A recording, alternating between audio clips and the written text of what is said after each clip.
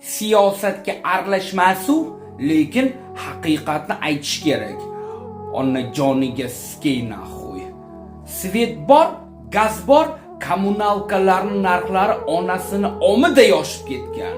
Haqiqatan ham o'zi shunaqa. Ya'ni O'zbekistonda ishlab turib O'zbekistonda mashina sotib olsa bo'ladimi? O'zbekistonda ishlab turib iPhone 15 Pro Max olsa bo'ladimi? Bo'ladimi? Yo'q, albatta yo'q.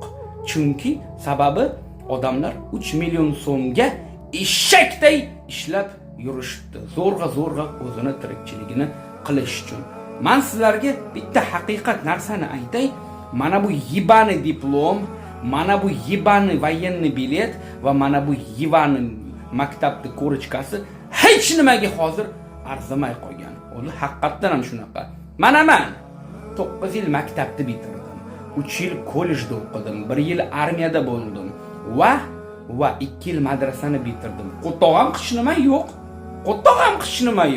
Haqiqatan ham shunaqa. Shuning uchun bizni birodarlarimiz, ya'ni musofir tomon davlatlarda ishlab yurib, ya'ni tirikchiligini qilib yuradi. Chunki bizni davlatimizda 3 million so'mga onangni kutiga skey bor-ku, na svetga to'laysan, na gazga to'laysan, na yegulik olishing kerak, na kiyim-kechak qilishing kerak. O'zi haqiqatan ham shunaqa. Haqiqati yo'q naxuy. Mayli, agarda bizni davlatimizda deylik, hatto minimalniy summa, hatto bir 7 yoki 10 million agarda bo'lganda ish haqqi.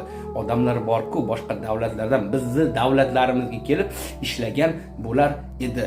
Shuning uchun men aytaman-da, bizni O'zbekistonimizda bor-ku, hamma narsa yaxshi, to'g'ri, shariat zo'r, hammasi zo'r, cho'tki hammasi. Gap bo'lishi mumkin emas.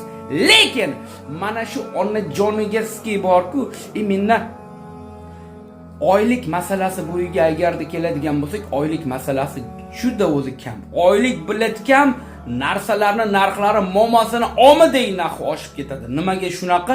Haqiqatan ham bilet odam bor-ku, mana bu miyasini o'ylab o'tiradi deyman-da. To'g'rimi, birodarlar?